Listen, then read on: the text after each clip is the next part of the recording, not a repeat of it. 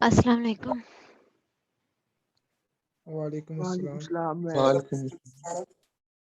अच्छा बेटा, last class में कोई काम दिया था मैंने? No ma'am.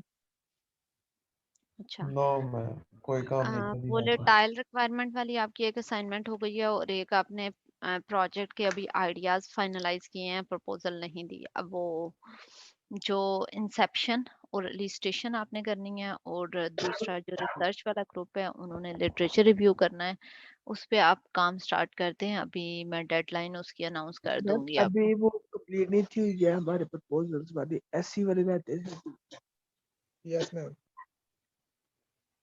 अच्छा, डिस्कशन जो है, यस मैम। ठीक है, वो हम नेक्स्ट में कर लेते हैं। आप लोगों ने जो भी आपने लिटरेचर अपना स्टार्ट करना है, जो रिसर्च वाले बच्चे हैं उनको मैं डेडलाइन दूंगी नेक्स्ट लिटरेचर की। आप स्टार्ट कर दें साथ साथ काम।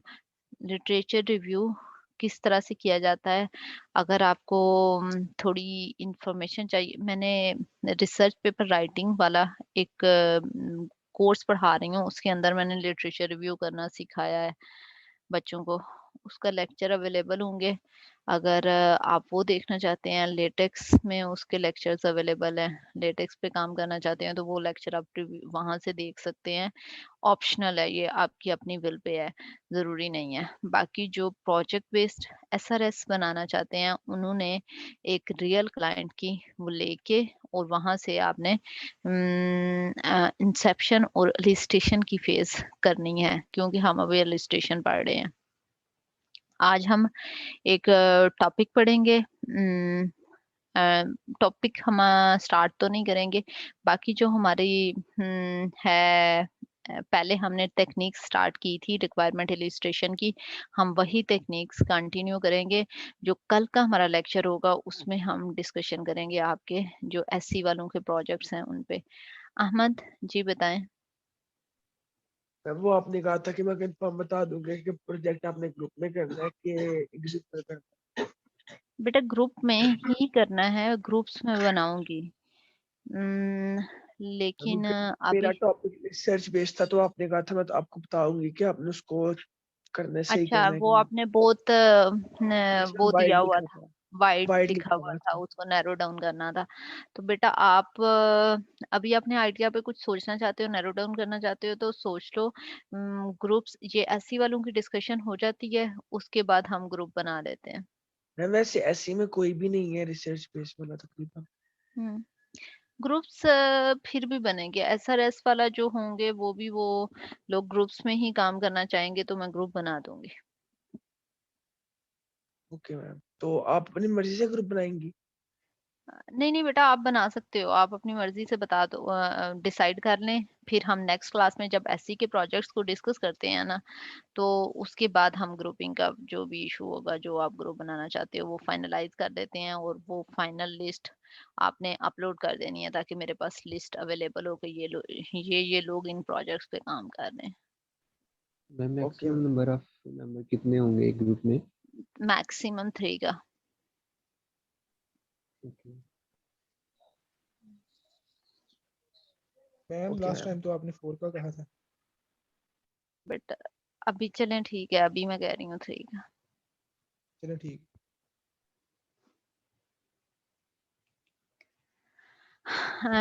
कल की क्लास में हम ये ग्रुपिंग और जो एससी के प्रोजेक्ट आइडियाज हैं उनको डिस्कस करेंगे। अभी हम थोड़ा सा पढ़ लेते हैं, ठीक है? और कोई क्यूरी है? मैम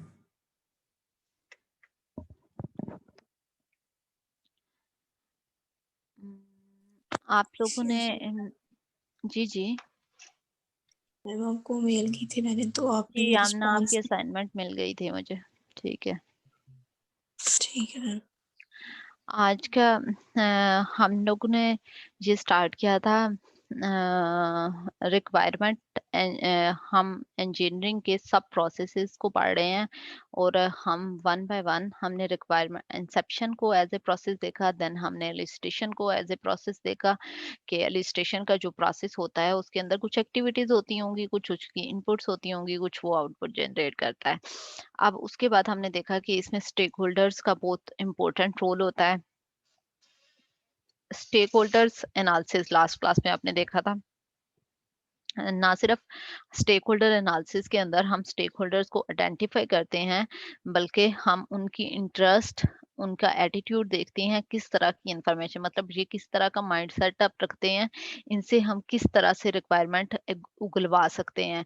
हम मतलब हम उनके इंटरेस्ट और एटीट्यूड को देखते हैं उनसे डील करने के लिए कि किस तरह के, पहले स्टेक होल्डर्स को आइडेंटिफाई करना है, फिर उनके इंटरेस्ट और एटीट्यूड को देखना है और फिर उस इंटरेस्ट और एटीट्यूड के अकॉर्डिंग उनके साथ डील करना है। उसके बाद हमने कहा कि रिक्वायरमेंट इलिस्ट्रेशन की डिफरेंट टेक्निक्स होती हैं। उन टेक्निक में से हमने एक पढ़ी थी लास्ट लेक्चर में, इंटरव्यूज। इंटरव्यूज में हमने देखा कि आप क्वेश्चंस करते हो। क्वेश्चन ओपन एंडेड भी हो सकते हैं, क्लोज एंडेड भी हो सकते हैं। ओपन एंडेड क्वेश्चंस का क्या मतलब है कि आप एक पॉइंट दे देते हो, डिस्कशन का इनिशिएटिव दे देते हो, उस पे ओपनली जो क्लाइंट होता है वो आपको कुछ भी रिस्पॉन्ड करता है स्टोरीज की फॉर्म में, और उन स्टोरीज से आप रिक्वायरमेंट एक्सट्रैक्ट करते हो। और क्लोज एंडेड इंटरव्यू जो होते हैं वो आपने पहले क्वेश्चंस डिफाइन किए होते हैं और उन क्वेश्चंस के प्री डिफाइंड आंसर्स होते हैं, यस, नो, एग्री, डिसएग्री, जैसे वो उसमें से ऑलरेडी आपने क्वेश्चन डिफाइन करके लेके आते हो और आप उनसे उनके आंसर पूछ लेते हो। जब हमारे पास कम टाइम होता है तब हम ओपन एंडेड के लिए ज्यादा टाइम चाहिए होता है, क्लोज एंडेड के लिए कम टाइम चाहिए होता है। और जब डिफरेंट सिचुएशंस पे डिफरेंट तरह के इंटरव्यू, फॉर एग्जांपल हो सकता है स्टार्ट में इनिशियली हम ओपन एंडेड क्वेश्चन करते हैं। जब हम ओपन एंडेड क्वेश्चन में से रिक्वायरमेंट एक्सट्रैक्ट कर लें तो हमें कुछ चीजें जो मिसिंग रह गई हैं हम वो नोट डाउन कर लेते हैं और उनको स्पेसिफिकली देन अगली शिफ्ट में आप क्लोज एंडेड इंटरव्यू बना लेते हो और आप वो क्वेश्चन के आंसर फाइंड आउट कर लेते हो क्लाइंट से। तो डिफरेंट सिनेरियोज में डिफरेंट तरह से हम डील कर रहे होते हैं। देन हमने देखा कि कुछ इंटरव्यूज के डूज और डोंट्स होते हैं, मतलब ये चीजें हमें करनी चाहिए और ये चीजें हमें नहीं करनी चाहिए। जैसे मैंने एग्जांपल दी थी कि आपने अपने ही पार्टिसिपेंट को, जैसे आप हाँ, अपने क्लास फेलो किसी को लेके जाते हो एज ए रिक्वायरमेंट इंजीनियर, 2 बंदे मैंने भेजे हैं रिक्वायरमेंट, आप आपस में ही आर्ग्यूमेंट अगर करना शुरू कर दोगे तो वो बहुत गलत इंप्रेशन जाएगा कस्टमर्स पे, क्लाइंट पे बहुत गलत इंप्रेशन जाएगा। तो आपने अगर अगर वो बंदा इतना कैपेबल नहीं था तो आपने जैसे फॉर एग्जांपल आप कहते हो ग्रुप में मैं 3 का ग्रुप बनाती हूँ और बाद में आप कहते हो कि इसने काम नहीं किया, आप आर्ग्यूमेंट्स करना अगर वो इतना कैपेबल नहीं था तो आपने उसके साथ ग्रुपिंग नहीं करनी थी। और अगर आपको अब लग रहा है, अब आपको उसके ऊपर नहीं कहना चाहिए कुछ, एटलीस्ट सबके सामने। जैसे सेम इसी तरह अगर आप ऐसे रिक्वायरमेंट इंजीनियर लेके गए हो अपने साथ, तो अब क्या आपकी कंपनी इतनी कैपेबल नहीं थी?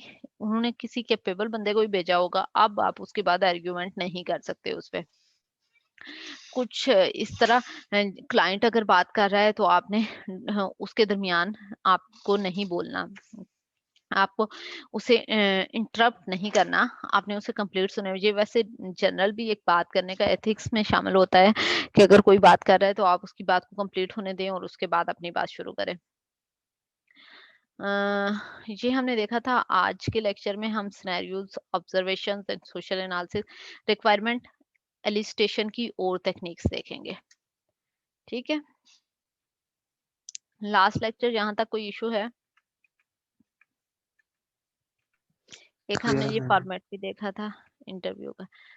अच्छा, आज हम एक नई टेक्निक स्टार्ट करते हैं, सिनेरियोज।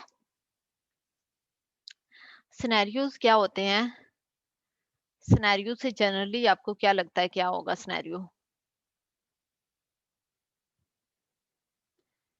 एक आपको पेपर के अंदर सिनेरियोज दिए जाते हैं, सिचुएशंस, हम स्टोरीज वगैरह। Scenario are stories which explain how a system might be used.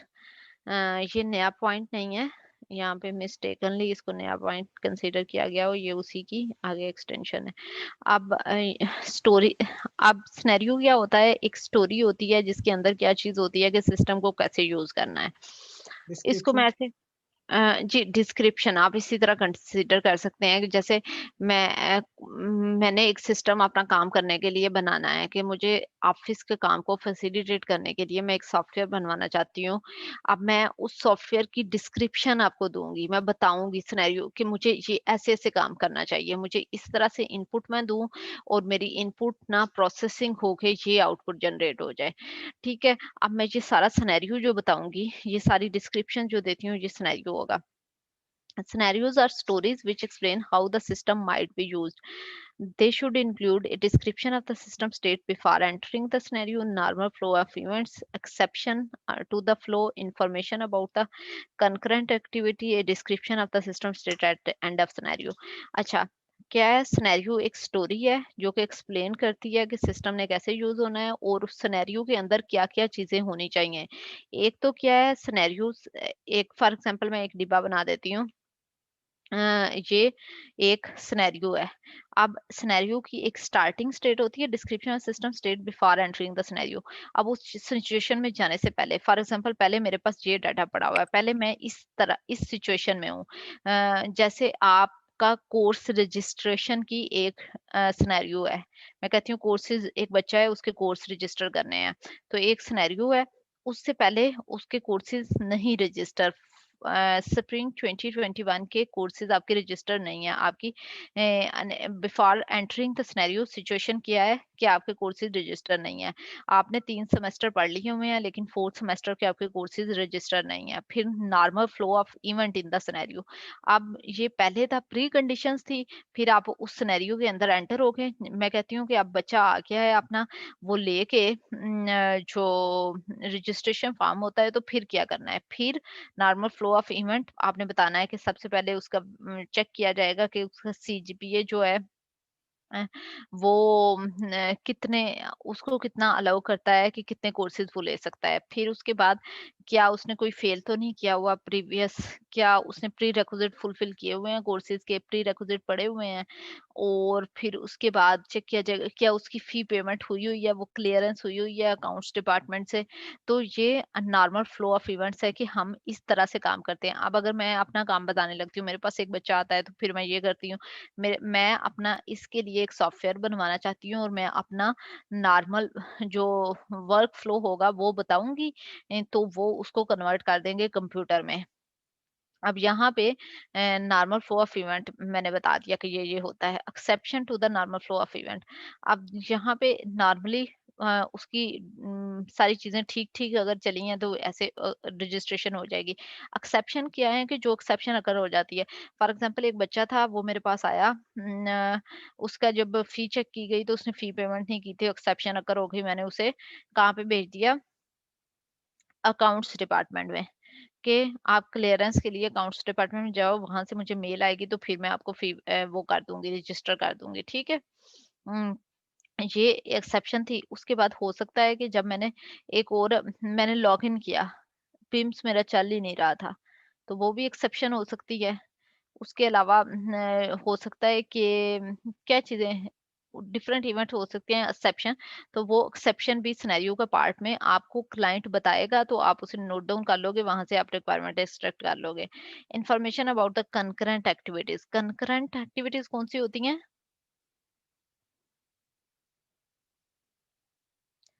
जो कि पैरेलल चलती हैं, एट ए टाइम काम कर रहे होते हैं, जो कि पैरेलल काम हो रहा होता है।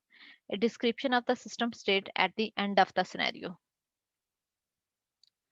जब सिनेरियो आपका एंड हो जाता है तो उस वक्त सिस्टम की स्टेट में होता है। पहले क्या था कि उस बच्चे का कोर्स रजिस्टर नहीं था, जब सिनेरियो एंड हो गया है, जब खत्म हो गया है, ये सारे normal flow of event occur हो गए हैं, और तो उसके बाद सिस्टम ये हुआ है कि बच्चा रजिस्टर हो गया है।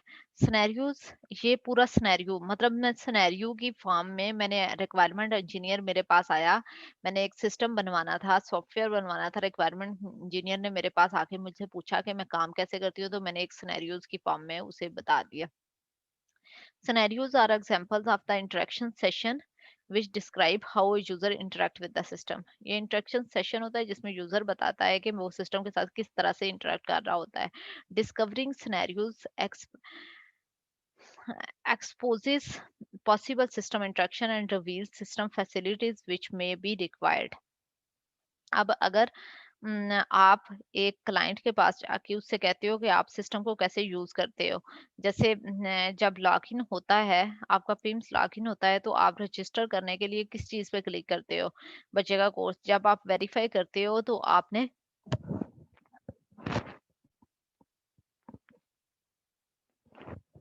जो उसकी कोर्स लोड पॉलिसी होती है वो कहाँ से वेरीफाई करनी होती है, आपने उसके प्री रिक्विजिट कहाँ से देखने होते हैं। तो ये सारी चीजें क्लाइंट उससे आप क्लाइंट से पूछते हो और क्लाइंट आपको बताता जाता है, तो ये एक सिनेरियो आप दे रहे हो और उससे रिक्वायरमेंट एक्सट्रैक्ट की जा रही होती है। हम अब एक एग्जांपल देखते हैं लाइब्रेरी की। लॉगिन किया आपने, इशू डॉक्यूमेंट की, एंटर रेफरेंस नंबर एंटर किया, उसका सिलेक्ट डिलीवरी ऑप्शन, आपको लॉग आउट कर दिया, sequence event can be illustrated.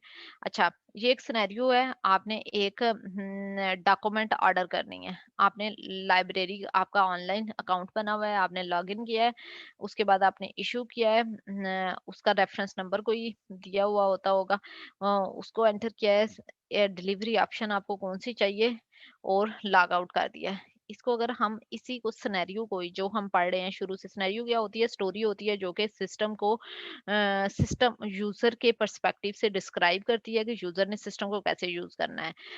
उसके अलावा हमने बताया कि सिनेरियो की एक प्री कंडीशन होती है और सिनेरियो की एक पोस्ट कंडीशन होती है। पोस्ट कंडीशन क्या है कि सिनेरियो स्टार्ट होने से पहले एक स्टेट में होता है और एक जब सिनेरियो एंड हो जाता है तो उस वक्त सिस्टम की स्टेट में होता है वो होता है। और उसके दरमियान में क्या होता है कि एक प्री सेट ऑफ इवेंट्स होते हैं, ये इवेंट्स चल रहे हैं।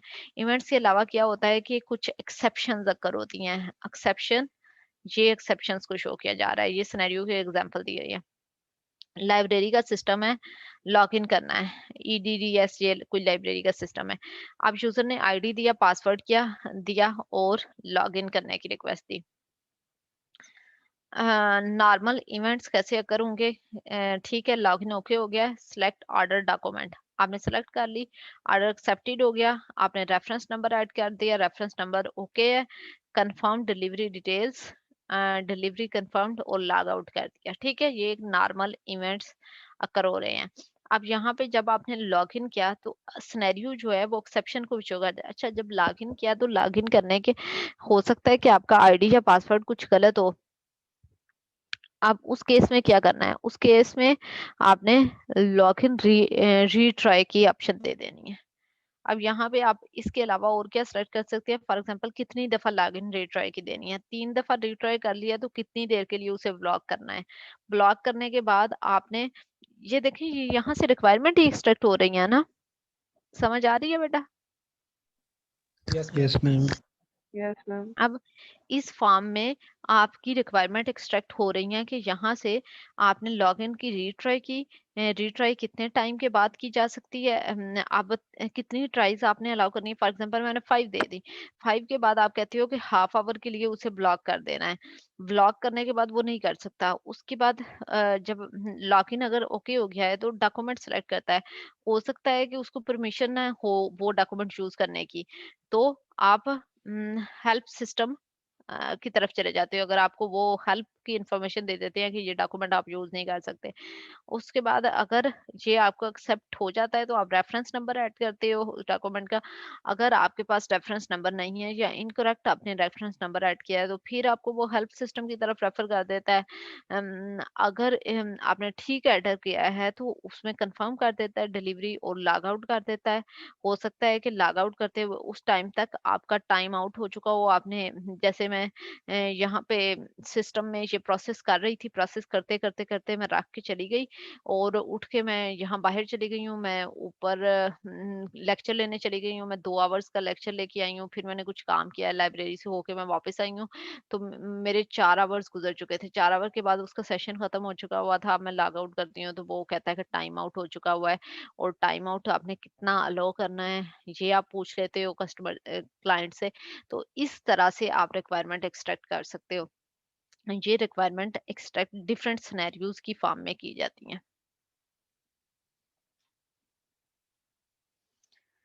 Scenarios are an inherent part of the some object-oriented methods. The term use case, a specific case of system usage, is sometimes used to refer a scenario.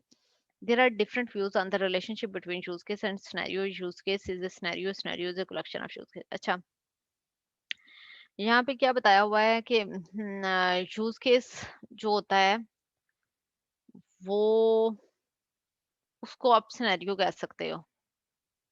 Sometime एक use case जो होता है वो एक scenario होता है, sometimes multiple use case आपस में मिलके एक सिनेरियो बनाते हैं।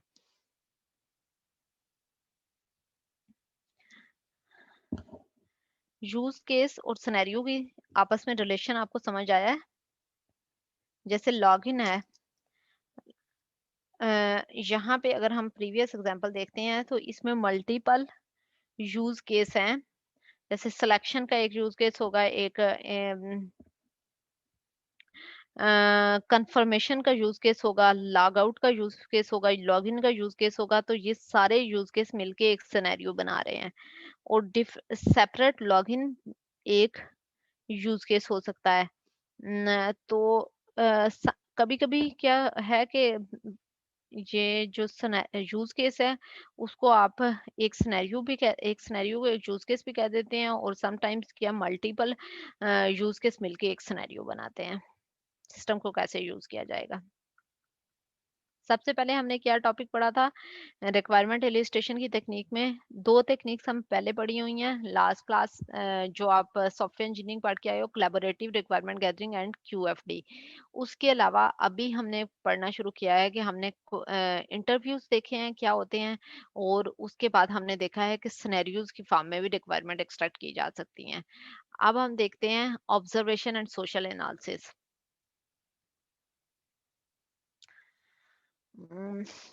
अगर इसका मैं थोड़ा सा बैकग्राउंड दे दूं सब बच्चों के उसके लिए शायद जिन बच्चों ने मेरे से पढ़ा होगा उन्हें तो मैंने बताई होगी ये एग्जांपल पहले भी। यहाँ पे आपने ऐसे करना है कि जैसे मैंने आपको क्लास में एग्जांपल दी होगी कि बजाय इसके कि मैं आपसे रिक्वायरमेंट एक्सट्रैक्ट करूं, मैं अगर आपको ऑब्जर्व करूं, मैं आपके साथ मैं आपकी क्लास में आती हूं, कहती हूं कि मैं भी किसी और बैच की स्टूडेंट हूं और मैं आपके साथ रिक्वायरमेंट इंजीनियरिंग पढ़ूंगी, और मैं आपके साथ ही रहती हूं, आपके साथ कैफे जा रही हूँ, आपके साथ असाइनमेंट बना रही हूँ, आपके ग्रुप का हिस्सा बन रही हूँ। तो देन मैं जो रिक्वायरमेंट एक्सट्रैक्ट करूंगी वो आपकी रियल नीड्स होंगी। उसमें आप एक तो क्या चीज होती है, एक सिचुएशन होती है जिसमें समटाइम्स इंसान जब उसको प्रिटेंड करता है, जब आपसे पूछा जाएगा कि आप ये काम कैसे करते हो सिनेरियोज की फॉर्म में,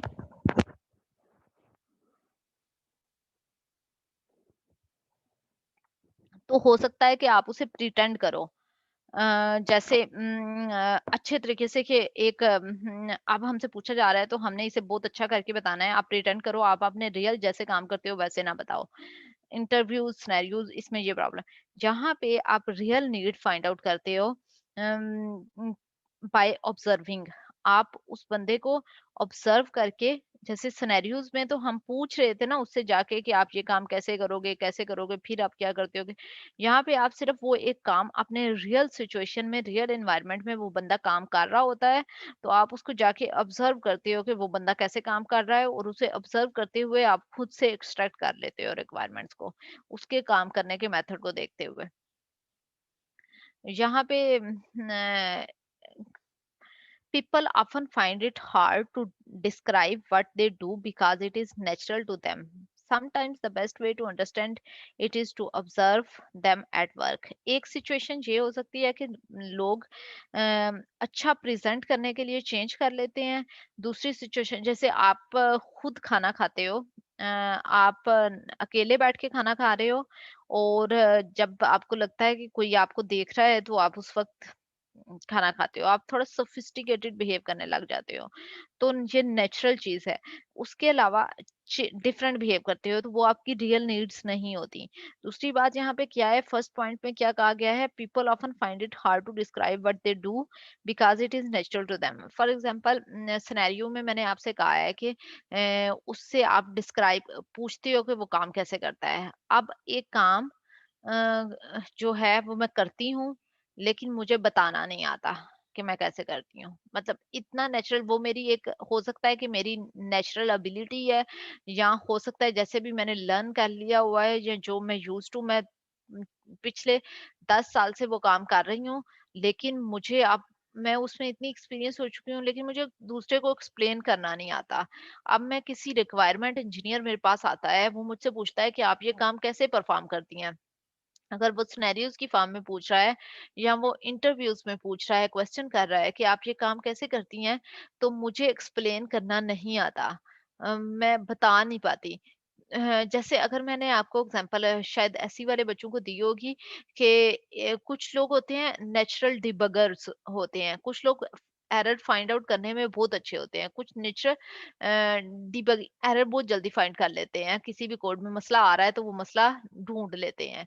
ये एक आर्ट होती है, नेचुरल गॉड गिफ्टेड। कुछ लोगों में बहुत अच्छी होती है, कुछ में नहीं होती। अब एक फॉर एग्जांपल एक बच्चा है, वो बहुत अच्छा डिबगर है। मैं उससे पूछती हूँ कि तुम डिबगिंग कैसे करते हो? अब वो बता नहीं पाता। उसको नहीं पता, वो उसका कोई ऐसा स्पेसिफिक मेथड नहीं है, लेकिन उसमें ये एबिलिटी है कि वो डिबगिंग बहुत अच्छी कर लेता है, लेकिन वो एक्सप्लेन नहीं कर पाता। तो उस केस में, ऐसे सिनेरियोज में जहाँ पे आप एक काम है जो आपने उसको उससे रिक्वायरमेंट एक्सट्रैक्ट करनी है, लेकिन वो बंदा अपना काम बता नहीं पा रहा, एक्सप्लेन नहीं कर पा रहा, तो उस सिचुएशन में आप क्या करते हो, उसे ऑब्जर्व करके रिक्वायरमेंट फाइंड आउट कर लेते हो।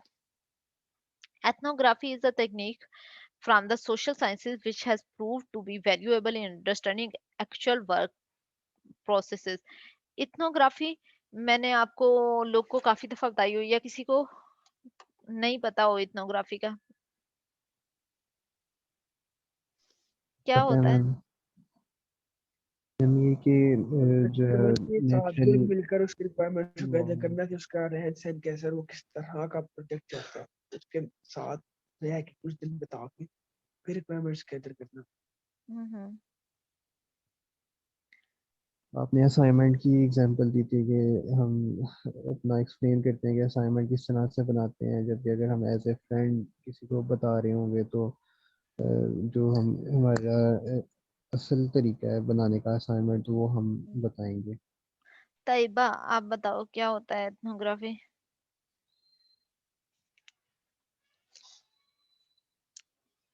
वालेकुम सलाम। तैयबा, एथनोग्राफी क्या होता है?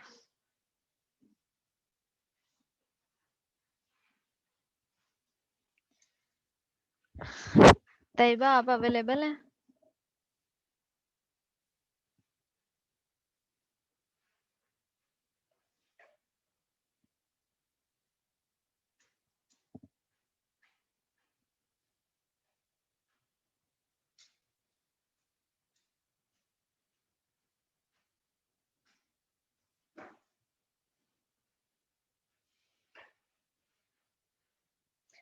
अनवार, आप बताओ एथनोग्राफी क्या होती है? मैम रिटन ऑब्जर्वेशन को हम इथनोग्राफी कहते हैं मेरे अंदाज। क्या चीज कहते हैं? रिटन ऑब्जर्वेशंस को? जी, जो सी हमने रिटन फॉर्म में ऑब्जर्वेशंस अपनी दी होती हैं उनको इथनोग्राफी कहते हैं। अच्छा, ठीक है बेटा। जो एथनोग्राफी का कॉन्सेप्ट है वो ये है कि जैसे मैंने एक एग्जांपल पहले दी थी कि फॉर एग्जांपल आपको बलूचिस्तान के किसी गांव के लिए एक सॉफ्टवेयर बनाना है। अब वहाँ पे उन लोगों की नीड्स जो हैं और आप यहाँ के नीड्स देखें तो वो डिफरेंट होंगी। आप किसी कल्चर में जाके उस कल्चर में उनकी नीड्स फाइंड आउट करते हो बाय ऑब्जर्विंग। अब ऑब्जर्व करने से जो एक बंदा है वो डिफरेंट तरह से बिहेव करने लग जाता है। एक नेचुरल टेंडेंसी है और वहाँ जहाँ पे आपका कल्चर भी डिफरेंट हो तो वो डिफरेंट बिहेव करेंगे। यहाँ पे आप क्या करते हो, आप उन लोगों के दरमियान जाते हो, उनकी तरह के लिबास पहनते हो, उनकी तरह का खाते पीते हो, उनसे फ्रेंडशिप करते हो, उनके फंक्शंस अटेंड करते हो, फिर उनका पार्ट बन जाते हो। आप उनका पार्ट बन के फिर उस दौरान मतलब आप एक रिलेशनशिप डेवलप कर लेते हो, ट्रस्ट डेवलप कर लेते हो, फिर आप रिक्वायरमेंट एक्सट्रैक्ट कर रहे होते हो बाय ऑब्जर्विंग। तो वो डिफरेंट बिहेव नहीं करेंगे। इसको एथनोग्राफी कहा जाता है। ये एक टेक्निक यूज होती है जहाँ पे आपको फील होता है कि वो डिफरेंट बिहेव कर रहे हैं। तो आप उनको ऑब्जर्व करके उनकी तरह का ट्रस्ट डेवलप करके उनकी तरह का रह के फिर आप फाइंड आउट करते हो रिक्वायरमेंट्स। जी ठीक है ma'am. Actual work processes often differ from formal or prescribed processes. अब डॉक्यूमेंट्स में बातें कुछ और तरह से लिखी होती हैं और एक्चुअल में काम कुछ और तरह से किया जा रहा होता है। तो एक्चुअल फाइंड आउट करना है कि लोग एक्चुअली काम कैसे करते हैं ताकि उसको रियल नीड्स के मुताबिक कंप्यूटर सॉफ्टवेयर बनाया जा सके। तो रियल नीड्स फाइंड आउट करने के लिए उनको ऑब्जर्व करेंगे तो वो रियल नीड्स फाइंड आउट होंगी रेदर देन कि अगर हम जो प्रिस्क्राइब जो फॉर्मेलिटीज डॉक्यूमेंट्स में लिखी हुई हैं उन्हीं से रिक्वायरमेंट एक्सट्रैक्ट कर लें तो वो एक लेंथी प्रोसेस हो जाएगा जो कि उनकी रियल नीड्स को नहीं रिप्रेजेंट कर रहा होगा। An ethnographer spends some time observing people at work and building up a picture of how work is done. Spend time observing people को ऑब्जर्व करने में, building up a picture of how work done, कि वो लोग किस तरह से काम करते हैं। एथनोग्राफर क्या करता है कि वो लोग को देखता है कि वो किस तरह ऑब्जर्व करता है और कि वो किस तरह से काम करते हैं और फिर उनसे रिक्वायरमेंट एक्सट्रैक्ट कर लेता है। एथनोग्राफी की कुछ गाइडलाइंस हैं। Assume that people are good at doing their job and look for non-standard ways of working.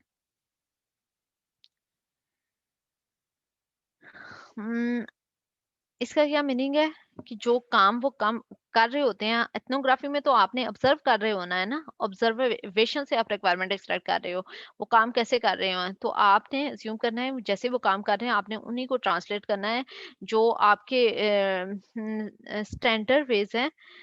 आपने उनसे नहीं फाइंड आउट करते। स्टैंडर्ड ये हो सकता है डॉक्यूमेंट में लिखा हुआ है, डॉक्यूमेंट में जो वो लिखा हुआ है लोग वैसे नहीं कर रहे।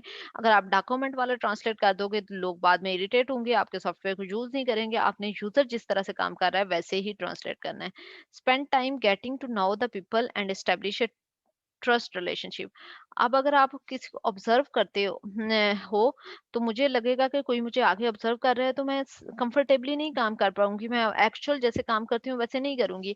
आपने पहले उनसे फ्रेंडशिप क्रिएट करनी है, उनके इतना मार्जिन बनाना है, आपने इस तरह का एनवायरनमेंट क्रिएट कर लेना है ताकि उनका ट्रस्ट आप में डेवलप हो जाए। जैसे मैंने कहा है कि मैं अगर आपके क्लास में आके आपके साथ पढ़ने लगती हूँ, आपके साथ कैफे जाती हूँ, आपके साथ डिफरेंट आपकी प्रॉब्लम्स के अंदर आपके साथ यहाँ बाहर लॉन में बैठी हुई हूँ और डिस्कस कर रही हूँ डिफरेंट सब्जेक्ट्स को, तो फिर आपका ट्रस्ट डेवलप हो जाएगा। ये भी हमारा ही पार्ट है और उसके बाद आप जो रिक्वायरमेंट्स दोगे, जो आप अपनी चीजें बताओगे, जो आप रियल में जैसे काम करते हो वो मेरे सामने एक्सपोज कर दोगे आप। Keep detail notes of all work practices, analyse them and draw conclusion from them. आपने मीनवाइल जब आप उन्हें ऑब्जर्व कर रहे हो आप उनके नोट्स बनाते जाएं और उसके बाद आप उनको एनालाइज करें और कंक्लूजन ड्रा कर लें। Combine observation with open ended interview. Observe करने के बाद इतना ऑब्जर्वेशन की जो टेक्निक है इसको आप डिफरेंट और टेक्निक के साथ कंबाइन कर भी, जैसे मैंने कहा था रिक्वायरमेंट लिस्टेशन की डिफरेंट टेक्निक्स को आप आपस में मर्ज करके यूटिलाइज कर सकते हो। तो यहाँ पे आप इसको इंटरव्यूज के साथ मर्ज करके यूटिलाइज किया सकते हो कि पहले आपने ऑब्जर्व किया उसके बाद आपने उनसे कुछ इंटरव्यू करके क्वेश्चन पूछ लिए कि अच्छा ये कैसे कर रहे हो आप, जहाँ पे आपको ऑब्जर्व करते हुए समझ नहीं आई। Organize regular debriefing session where the ethnographer talks with the people outside the process. Debrief कर देते हो आप उन्हें। Combine ethnography with other illustration technique के साथ आप combine करके utilize कर सकते हो। ठीक है, यहाँ तक ये रीड करें, यहाँ तक समझ आई है, कोई इशू है तो वो पूछ लें। ये जो इथनोग्राफी की टेक्निक है ये प्रैक्टिकली पॉसिबल है भी या नहीं, क्योंकि काफी ज्यादा टाइम कंज्यूमिंग और कॉस्टली लगता है ये सारा प्रोसेस जो है।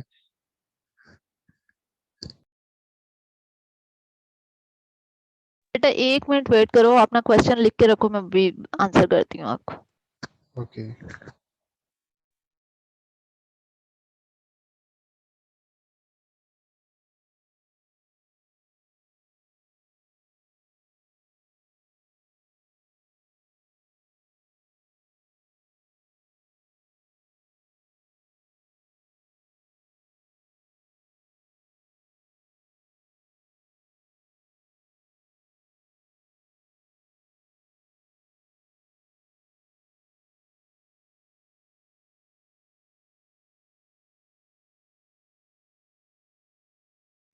जी बेटा, आप क्या क्वेश्चन कर रहे थे?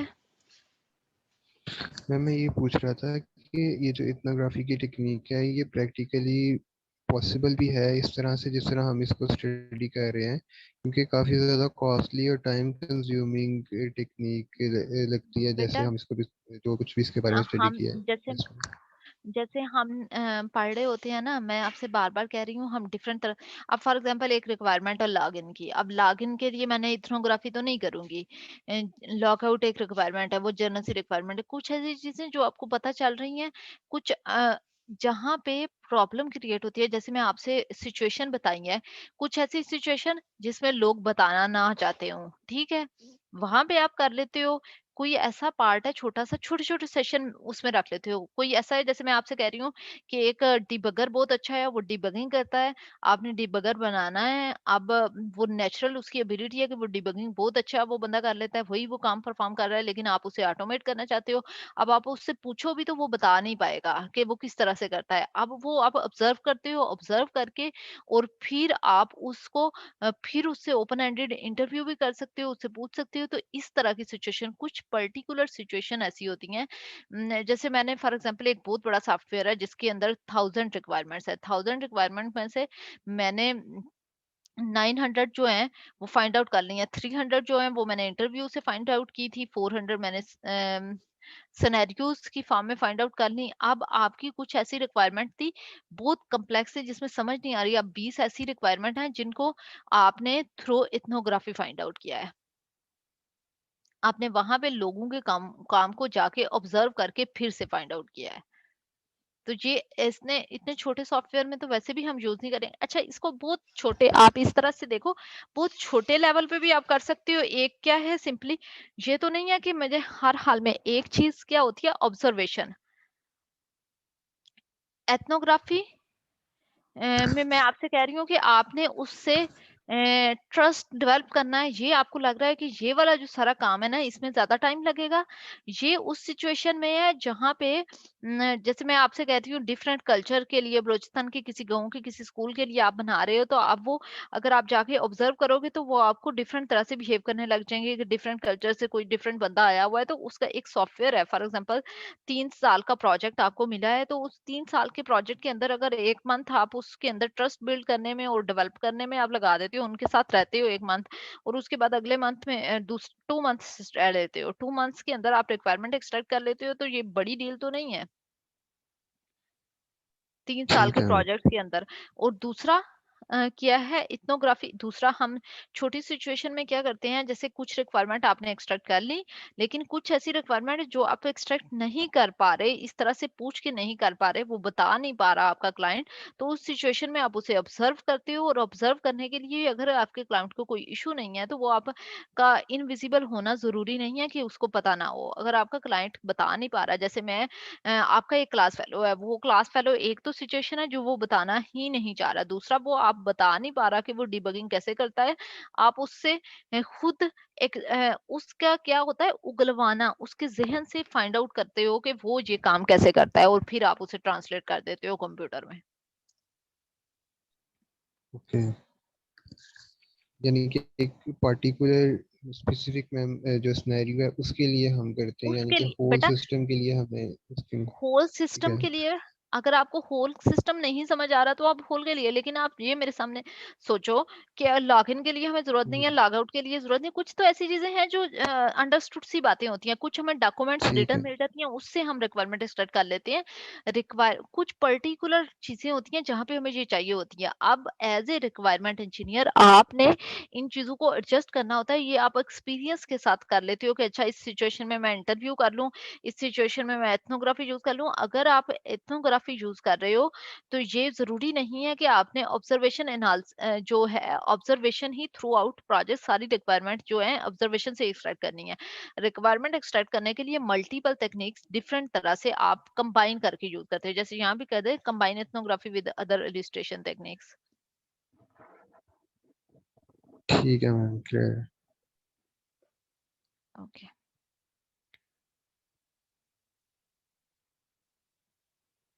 और किसी का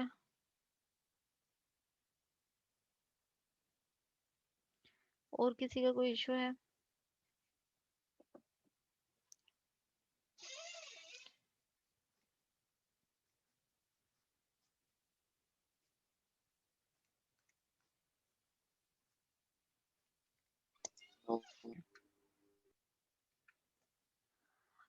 एथनोग्राफिक एनालिसिस करते हैं, फिर डीब्रीफिंग सेशन होता है, आप डिस्कस करते हो, फिर आप सिस्टम की प्रोटोटाइप बना लेते हो, फोकस्ड एथनोग्राफी कर लेते हो, यूजर के एक्सपेरिमेंट लेते हुए आपके सिस्टम का एक प्रोटोटाइप बना लेते हो, प्रोटोटाइप बना के उसको दिखा देते हो।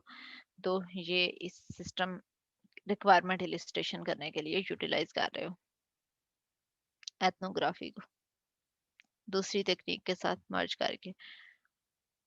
रिक्वायरमेंट रीयूज, इसका क्या मतलब होगा? आपके माइंड में जनरल क्या आता है रिक्वायरमेंट रीयूज से?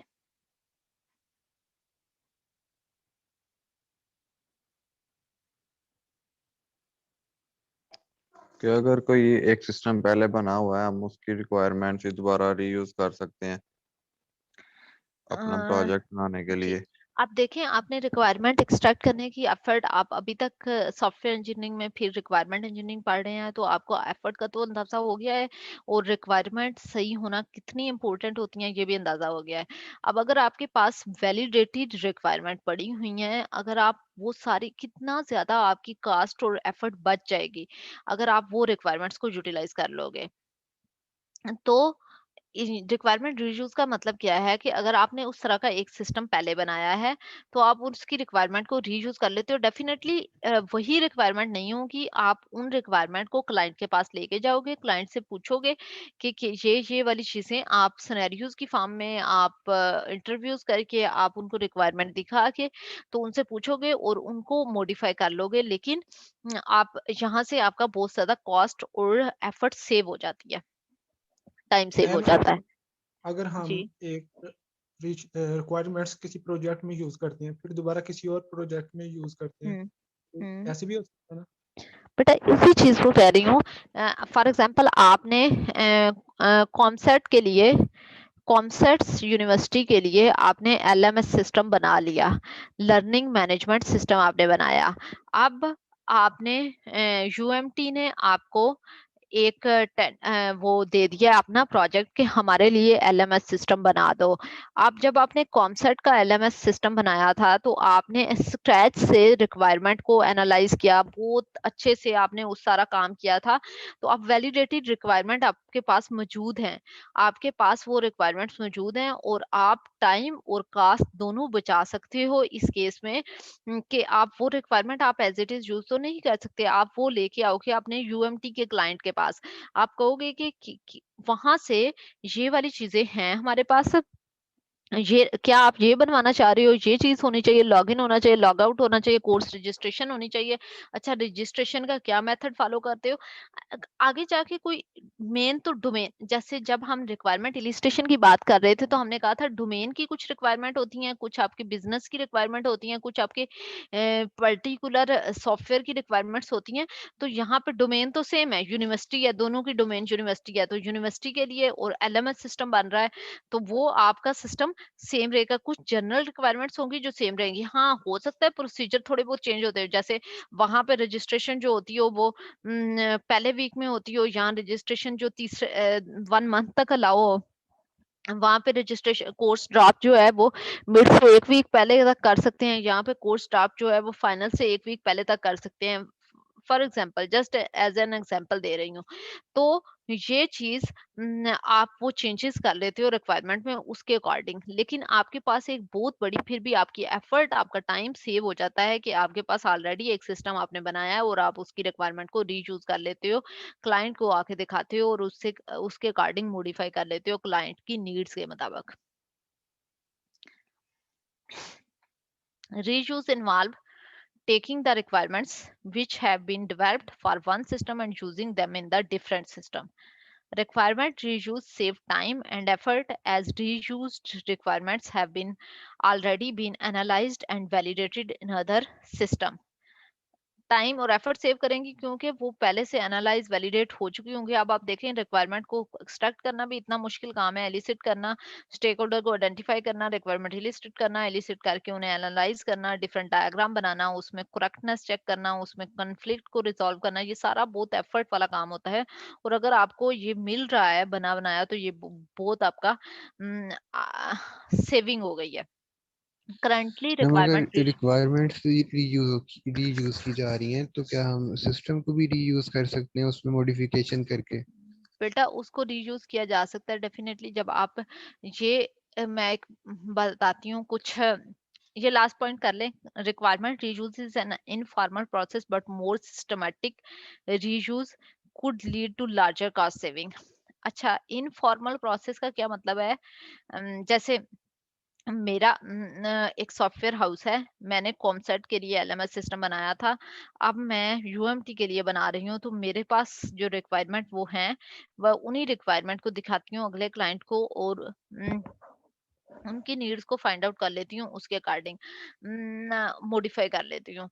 तो ये इनफॉर्मल तरीके से मैं कर सकती हूँ, लेकिन बता के, जैसे एक तो बात क्या हो सकती है, प्रीवियस कंपनी जो है वो अपना वो नहीं चाहेगी कि मेरी रिक्वायरमेंट दूसरे को दो। नेक्स्ट वाली जो सॉफ्टवेयर जिनका आप बना रहे हो ना यूएमटी, वो कहेगी कि जब हमने आपको प्रोजेक्ट दिया है, हम पूरा पे कर रहे हैं, तो आप हमारी रिक्वायरमेंट नए सिरे से बनाओ, आप प्रीवियस वाले को यूटिलाइज करते हुए ना बनाओ। एक नेचुरल सा है ना चीज आएगी कि हमारा स्क्रैच से एक किसी भी चीज में हो ना, आपका अगर मैं कहूंगी कोई सॉफ्टवेयर बन रहा है, मैं आप कहूंगी कि इतना मैंने, क्योंकि फॉर एग्जांपल मैं एक टॉपिक समझा रही हूँ, मैं आपसे कहती हूँ कि यहाँ तक टॉपिक मैंने समझा दिया है, तो ये टॉपिक आप प्रीवियस जो बच्चे हैं उनसे, फॉर एग्जांपल मैं कहती हूँ मैंने ये यहाँ तक हैदर को समझा दिया है, तो आप हैदर से समझ लेना, अगला मैं कंटिन्यू कर लेती हूँ।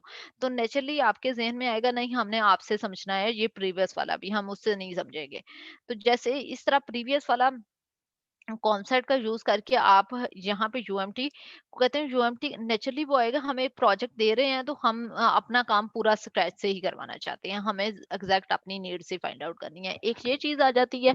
तो ये बताया नहीं जाता अभी तक, ये इस पे जो काम हो रहा है वो ये इनफॉर्मल तरीके से सॉफ्टवेयर हाउसेज वाले खुद करते हैं। जैसे मेरा सॉफ्टवेयर हाउस है, मैंने सॉफ्टवेयर बनाती हूँ, तो मैं उसको इस तरह से कर सकती हूँ कि मैं आपको अपना यूटिलाइज कर लेती हूँ रिक्वायरमेंट, अगर मैंने पहले उस तरह का सॉफ्टवेयर बनाया हुआ है। अगर पहले फॉर एग्जांपल अब मैंने पहले कॉमसेट के लिए सिस्टम बनाया था, एलएमएस सिस्टम, और अब मेरे पास रेलवे का सॉफ्टवेयर आ गया है, तो फिर तो मैं वो रिक्वायरमेंट रीयूज नहीं कर सकती। अब अगर पहले रेलवे का सिस्टम बनाया है, फिर कोई और रेलवे का सिस्टम आ गया है, तो फिर मैं उसको यूटिलाइज कर सकती हूँ। जब डोमेन सेम है, जब चीजें सेम है, तो मैं उसको रीयूज कर सकती हूँ। यहाँ पे पॉइंट में बताने का ये मतलब था, इनफॉर्मली यूज किया जाता है, लेकिन अगर ये फॉर्मल भी एक प्रोसेस हो जाए, जैसे बड़े बड़े इतने सॉफ्टवेयर बनते हैं आप की कंट्री में, इवन इंटरनेशनली, अगर एक जनरल रेपोजिटरी हो जाए जिसके अंदर सारी वैलिडेटेड रिक्वायरमेंट पड़ी हूँ, तो मुझे लगता है कि बहुत हद तक ये वाली प्रॉब्लम, जो कि हमारी रिक्वायरमेंट ठीक नहीं होती, जिसकी वजह से बहुत ज्यादा नुकसान होता है, प्रोजेक्ट बहुत अनसक्सेसफुल होते हैं, तो ये अनसक्सेसफुल होने की रेशो कम हो जाए अगर ये फॉर्मली जो है वो रिक्वायरमेंट जो पहले की सॉफ्टवेयर की पड़ी हूँ वो आपकी एक जगह पे अवेलेबल हूँ, आप उन्हीं को री यूटिलाइज कर लिया करें।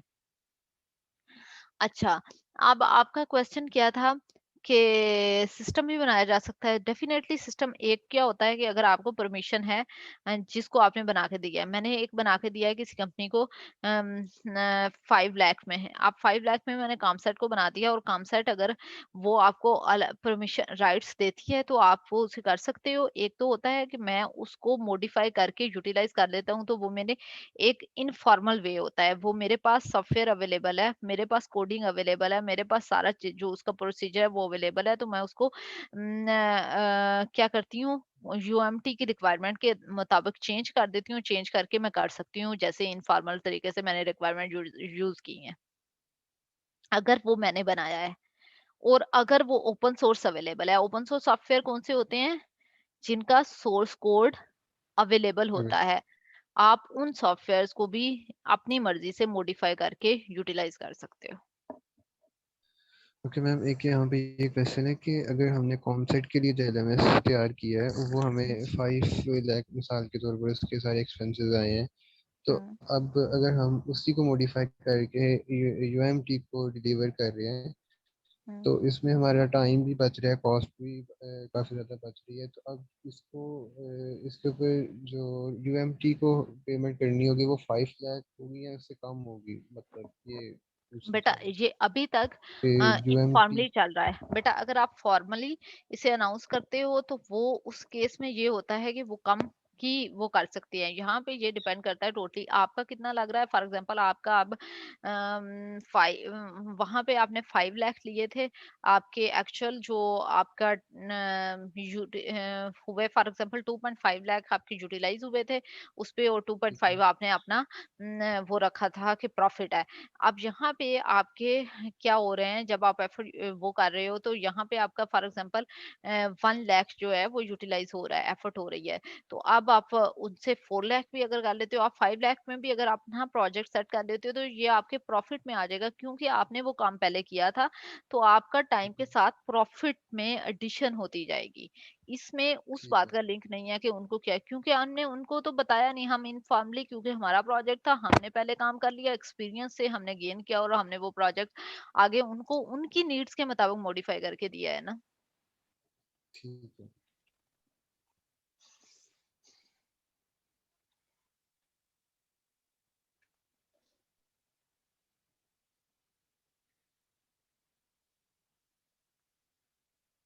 Reuse possibility where the requirements is concerned with the providing application domain information। अच्छा, रीयूज कहाँ कहाँ हो सकता है, देखें डोमेन की जो रिक्वायरमेंट, जैसे यूनिवर्सिटी का एक सॉफ्टवेयर है एलएमएस सिस्टम, किसी और यूनिवर्सिटी का सॉफ्टवेयर बनाओगे, डोमेन तो सेम रहनी है ना।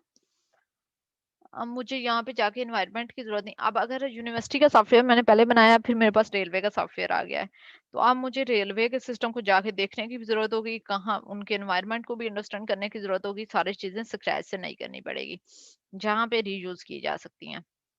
Where the requirement is concerned with the style of information presentation, reuse leads to consistency of style across application।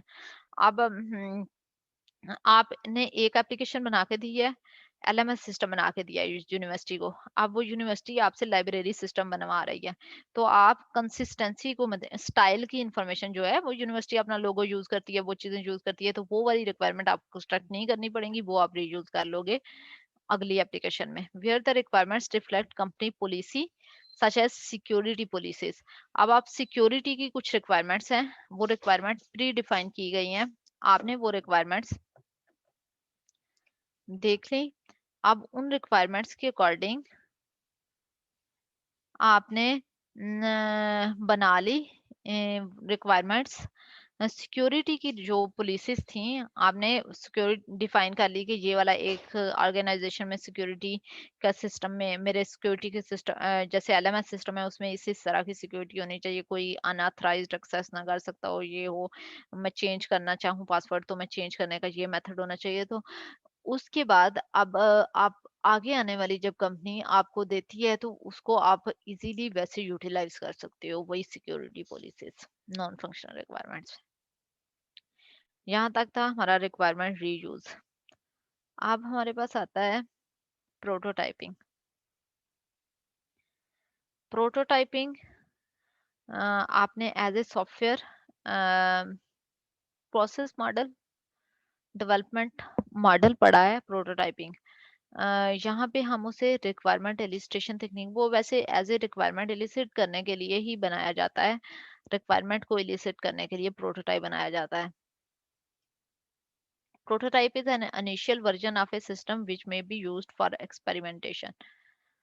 जहाँ पे आप अगर आप क्लाइंट के पास रिक्वायरमेंट, मैंने लास्ट क्लास में भी शायद वो बताया होगा, सॉफ्टवेयर इंजीनियरिंग क्लास में भी, कि आप क्लाइंट के पास जाते हो, जैसे अभी आपने रियल प्रोजेक्ट्स करने हैं, आप क्लाइंट के पास जाते हो, उनसे रिक्वायरमेंट एक्सट्रैक्ट। अब आपके क्लाइंट को बिल्कुल आइडिया ही नहीं कि वो क्या बनवाना चाह रहा है, वो कहता है मुझे ला के कोई चीज दिखाओ तो फिर मैं बता सकता हूँ। तो उस केस में आप प्रोटोटाइप बना के लेके जाते हो, वो उसके साथ एक्सपेरिमेंट करता है, एक्सपेरिमेंट करके बताता है कि अच्छा ये चीजें होनी चाहिए, ये नहीं होनी चाहिए।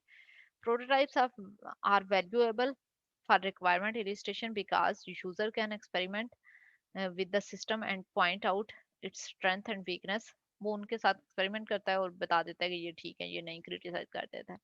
Rapid development of prototype is essential so that they are available early in the illustration process। Prototype को हम बहुत जल्दी बनाते हैं ताकि वो illustration process में स्टार्ट में, क्योंकि रिक्वायरमेंट को एक्सट्रैक्ट करने के लिए, एलिसिट करने के लिए यूज हो रही हैं, तो हमें इसको रैपिडली बनाना होता है। फायदे क्या होते हैं इसके? Prototype allows user to experiment and discover what they really need to support their work. Establishes feasibility and usefulness before high development cost incurred. Essential for developing the look and feel of the user interface. Can be used for system testing and the development of documentation. जी जी ma'am मैं जरा hospital आया हूँ, मैं class leave कर सकती हूँ? बेटा पहले भी आप ले तो ऐसे ही रहे होते हैं। मैम वो पहले की तरह ऐसे लेते हैं, लेकिन वो भी मुझे इमरजेंसी लग रहा था, मैं हॉस्पिटल में, तो लीव कर दूँ? ठीक है बेटा, जा सकते हैं। Forces a detailed study of the requirement which reveal inconsistency and omission। अच्छा, प्रोटोटाइपिंग के क्या क्या फायदे होते हैं कि आपको अर्ली सिस्टम मिल जाता है जिसको आप एक्सपेरिमेंट करके देख लेते हो, उसकी फिजिबिलिटी देख लेते हो, उसका इंटरफेस देख लेते हो कि किस तरह का फील होगा कि आप ये सारी चीजें आप जो रिक्वायरमेंट होती हैं वो देखने के बाद एक्सट्रैक्ट कर लेते हो, आप टेस्टिंग कर लेते हो कि ये किस तरह से काम परफॉर्म होता है। आप इनकंसिस्टेंसी और ओमिशन इसमें फाइंड आउट कर लेते हो प्रोटोटाइपिंग के। दो तरह की प्रोटोटाइप यहाँ पे आपको बताई गई हैं, थ्रो अवे प्रोटोटाइप और रेवोल्यूशनरी प्रोटोटाइप। थ्रो अवे का क्या मतलब होता है? फेंक देने के लिए। प्रोटोटाइप क्या, जब आप रिक्वायरमेंट एक्सट्रैक्ट करने के लिए प्रोटोटाइप बनाते हो तो उसको कहा जाता है कि ये है जो रिक्वायरमेंट इलिसिट करने के लिए प्रोटोटाइप बनाई गई है वो थ्रो अवे प्रोटोटाइप होती है।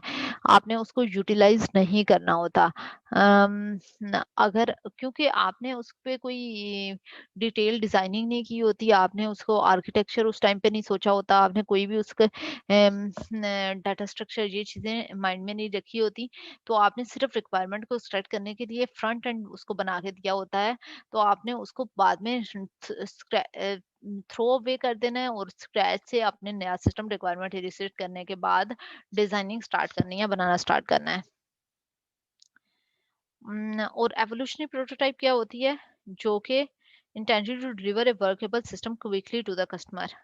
कस्टमर को आप एक वर्केबल सिस्टम जब यहाँ पे चाहती है वो एवोल्यूशन होती है। एवोल्यूशन का मतलब क्या होता है? इवॉल्व करना। तो आप उसके अंदर रिक्वायरमेंट्स ऐड करते जाते हो, करते जाते हो, करते जाते हो। यहाँ पे requirement which should be prototype are those which cause most difficulty to customer, which are the hardest to understand requirements are which are well understood need not to be implemented by the prototype। जब prototype throw away बनाई जाती हैं वो requirement elicit करने के लिए बनाई जाती हैं, और वो उन रिक्वायरमेंट के लिए जो रिक्वायरमेंट अंडरस्टैंड करना मुश्किल होती हैं उनको लिए हम ये वाली प्रोटोटाइप बनाते हैं। एवोल्यूशनरी प्रोटोटाइप क्या किस लिए बनाई जाती है? ताकि कस्टमर को जल्दी जल्दी कोई फंक्शनैलिटी दे दें और वो उस पर काम शुरू कर दे और फिर हम उसमें और फंक्शनैलिटी ऐड करते जाएंगे। ये उन रिक्वायरमेंट पे बनाई जाती है जो आपने वेल अंडरस्टूड कर ली होती हैं, आपको अच्छी तरह से उन्हें समझ होती है और आप उनको इम्प्लीमेंट करके कस्टमर को दे देते हो और बाद में उसमें और फंक्शनैलिटी ऐड करते जाते हो, इवॉल्व करते जाते हो। क्लियर है? Yes ma'am. Yes ma'am. Prototype training cast. Prototype development may require the use of special purpose tools. वैसे इसके अंदर वो क्लिक करके drag and drop tools available होते हैं, बहुत से ड्रैग एंड ड्रॉप वाले टूल अवेलेबल हैं जिससे आप सिर्फ उठा के डालते जाते हो, प्रोटोटाइप बना लेते हो। Development cost depend on the type of prototype being development extended development schedule. एक ये नॉर्मल वैसे है ट्रेंड के समझा जाता है कि जब उसको प्रोटोटाइप बनाने से हमारा स्केड्यूल एनलार्ज हो जाएगा। फॉर एग्जांपल एक आपका ग्रुप है, जैसे एससी वाले स्टूडेंट्स जो हैं वो प्रोटोटाइप बनाते हैं और जो सीएस वाले स्टूडेंट है वो प्रोटोटाइप सिस्टम की नहीं बनाते। अब एससी वाले स्टूडेंट ने 1 मंथ जो है वो प्रोटोटाइप बनाने में लगा दिया, ये सारा काम करने में। अब जो सीएस वाले स्टूडेंट्स हैं उन्होंने प्रोटोटाइप नहीं की, उन्होंने वैसे ही काम स्टार्ट कर दिया है। तो फील होता है कि ये एक्सटेंड कर देगी टाइम पीरियड को, क्योंकि 1 मंथ तो प्रोटोटाइप के अंदर बनाने में लग गया, आगे से रिक्वायरमेंट इलिसिट की और फिर तो वो ये सारा टाइम यूटिलाइज हो जाएगा। लेकिन बज़ाहिर ये लगता है कि ये एक्सटेंड करती है टाइम को, लेकिन फिर क्या होता है कि लेटर स्टेजेस पे रीवर्क काम करना पड़ता है। लेटर स्टेजेस पे क्योंकि रिक्वायरमेंट पहले से ही हमारी ठीक होंगी, हमें जो रिक्वायरमेंट चेंज जो होगा वो कम आएगा। जो सीएस वाले स्टूडेंट्स हैं उनमें चेंज बहुत ज्यादा आएगा जिसकी वजह से उन्हें दोबारा से रीवर्क दोबारा काम करना पड़ेगा और यहाँ पे आपका चेंज कम आएगा। शॉर्ट एंड पे साइड पे लगता है कि एक्सटेंड करती है डेवलपमेंट साइकिल को, लेकिन लॉन्ग एंड पे क्या होता है, रिवर्क हमारा काम हो जाता है। Incompleteness it may not be possible to prototype critical system. आप कंप्लीटली नहीं बना सकते, प्रोटोटाइप हमेशा इनकम्प्लीट होती है। Approaches to prototype, paper prototype बना सकते हैं, विजार्ड ऑफ ओज बना सकते हैं, एग्जीक्यूटेबल प्रोटोटाइप बना सकते हैं। पेपर प्रोटोटाइप क्या है? पेपर आपने एक पेपर और पेंसिल लिया और आपने उस पर ड्रा कर दिया है, तो ये पेपर प्रोटोटाइप। विजार्ड ऑफ ओज का क्या मतलब है? सिमुलेशन आपने। विजार्ड ऑफ ओज एक मूवी भी है, देखी हुई है किसी ने? No ma'am. फिर आज देख लें। अच्छा, विजर्ड ऑफ ऑज का क्या मतलब है? जैसे ये मैजिक और इस तरह की चीजें आपको दिखाई जा रही होती है ना, उसकी रियल में एग्जिस्टेंस नहीं होती, वो आपको मतलब पीछे से कोई और बंदा उसको चेंज कर रहा होता है। जैसे छोटे बच्चों को मैजिक दिखाया जाता है तो वो जादूगर जो है वो अंदर से किसी और चीज के थ्रू चेंज कर देता है और सामने नजर आता है कि ये कैसे खुद से कैसे हो गया। बैक एंड पे कुछ और चल रहा होता है और फ्रंट में दिखाया जाता है कि ये खुद से हो रहा है। तो ये सिमुलेशन जहाँ बनाई जाती हैं, यहाँ पे पेपर पे बना लो, यहाँ पे आप सिमुलेट कर लो कंप्यूटर पे। जैसे सिमुलेशंस की, जैसे एक एक्चुअल एक पायलट होता है, एक्चुअल में जहाज उड़ाने की बजाय स्टार्ट में उसे गेम्स के थ्रू करवाया जाता है। जैसे आप वीडियो गेम खेलते हो तो वो सिमुलेशंस के थ्रू आप एक्चुअल में आपको फील होता है कि मैं उसी एनवायरनमेंट के अंदर हूँ, सिमुलेट किया जाता है वो।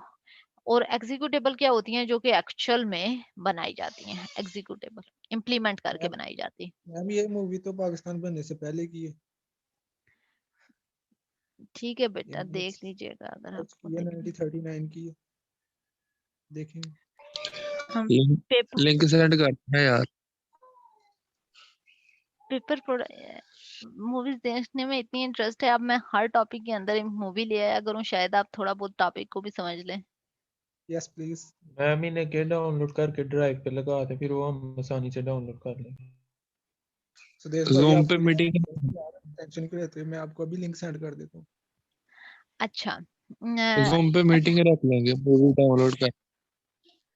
बेटा ये अब क्या हुआ, मैंने बताया है कि 3 तरह की हैं। पेपर प्रोटोटाइप बनाई जा सकती है जो कि आप पेपर पे स्केचेस बनाओगे, विजिट ऑफ फास्ट सिमुलेशन के थ्रू, और एग्जीक्यूटेबल इंप्लीमेंट कर रहे हैं। आप मुझे बताओ कि किस पे ज्यादा टाइम और कास्ट लगेगी? एग्जीक्यूटेबल प्रोटोटाइपिंग पे टाइम और कास्ट सबसे ज्यादा लगेगा, पेपर पे सबसे कम लगेगा, लेकिन लेटर ऑन बेनिफिट जो होंगे एग्जीक्यूटेबल के ज्यादा हो जाएंगे। बिल्कुल। नेक्स्ट टेक्निक,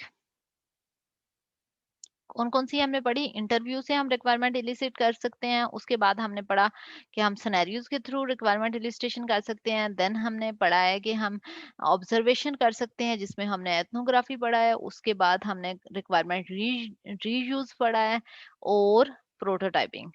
अब हम क्या कह रहे हैं, रिक्वायरमेंट एलिसिट करने के लिए एक और टेक्निक है डॉक्यूमेंट स्टडीज। डॉक्यूमेंट स्टडीज अच्छा, इसको आप अंडरस्टैंड करो कि इसमें क्या लिखा हुआ है। डॉक्यूमेंट, वैसे मैं थोड़ा सा पॉइंट बता देती हूँ कि है क्या है कि डॉक्यूमेंट स्टडी, फॉर एग्जांपल किसी सिस्टम में, किसी ऑर्गेनाइजेशन में जाके आप उनकी डॉक्यूमेंट्स को अंडरस्टैंड करते हो, उनके प्रोसेसेस जो लिखे होते हैं वहां से आप कुछ रिक्वायरमेंट एक्सट्रैक्ट करने की कोशिश करते हो। जैसे डॉक्यूमेंटेशन तो अवेलेबल होती है ना, एक काम करना है हर कंपनी के अंदर लीव किस तरह से अप्लाई की जाती है तो इसका प्रोसेस होगा। अगर हमारी यूएमटी में एग्जाम्स का क्या रूल्स एंड रेगुलेशंस है, जीपीए के क्या रूल्स एंड रेगुलेशंस है, अब ये सारे आपने सॉफ्टवेयर में भी ऐड करने हैं कि किस तरह से जीपीए असाइन किया जाता है, स्टूडेंट को कितने मार्क्स पे कितना जीपीए दिया जाता है। तो ये सब कुछ किसी डॉक्यूमेंट के अंदर लिखे होंगे, उन डॉक्यूमेंट को स्टडी करके आप रिक्वायरमेंट फाइंड आउट कर सकते हो। तो डॉक्यूमेंट स्टडीज का मतलब ये है कि आप पेपर वर्क जो आपके पास पहले से मौजूद है आप उनको स्टडी कर लेते हो, और स्टडी करने के बाद फिर क्लाइंट से मिलोगे और फिर उनके साथ आप रिक्वायरमेंट एक्सट्रैक्ट कर लोगे। ये भी एक मेथड है, और इसको आप इनिशियल स्टेज पे यूटिलाइज कर सकते हो जब अभी आप क्लाइंट से मिले नहीं हो, आप पहले उनके सिस्टम को समझ लो इधर से, और फिर क्लाइंट से रिक्वायरमेंट एक्सट्रैक्ट। इसको रीड करें।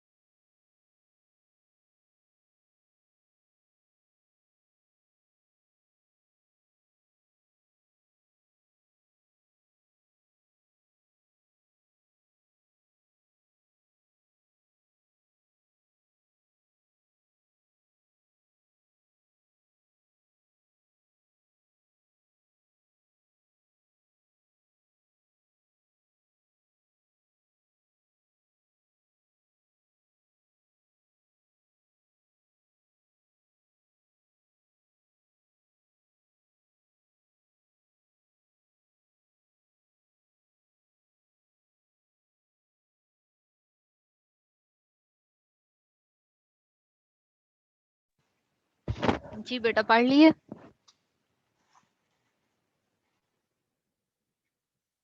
Yes madam. क्या होता है? कौन बताएगा?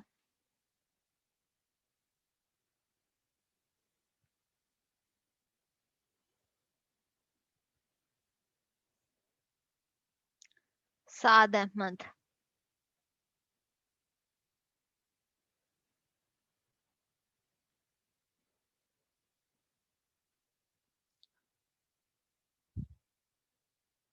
साद अहमद। Yes ma'am. बेटा बताओ क्या होता है डॉक्यूमेंट स्टडीज? क्या चीज है? मैम ये इंफॉर्मेशन से लिखा हुआ क्या लिखा हुआ है? है। मैंने बेटा आपकी समझ नहीं आ रही, क्या कह रहे हो?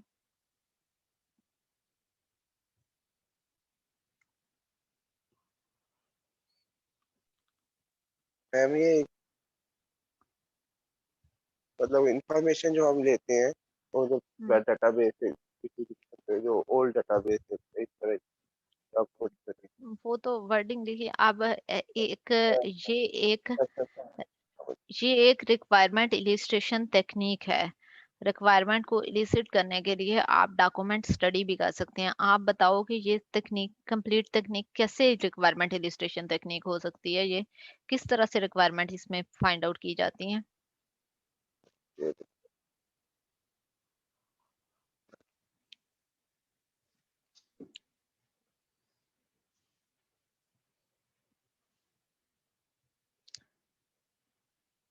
कौन बताएगा?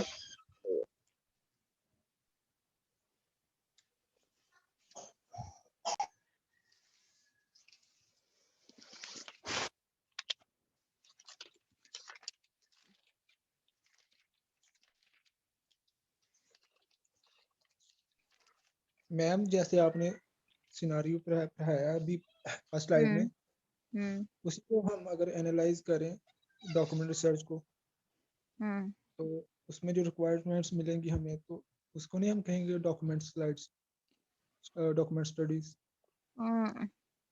बेटा वो सिनेरियोज की फॉर्म में हम उनसे पूछ रहे हैं जाके क्लाइंट से।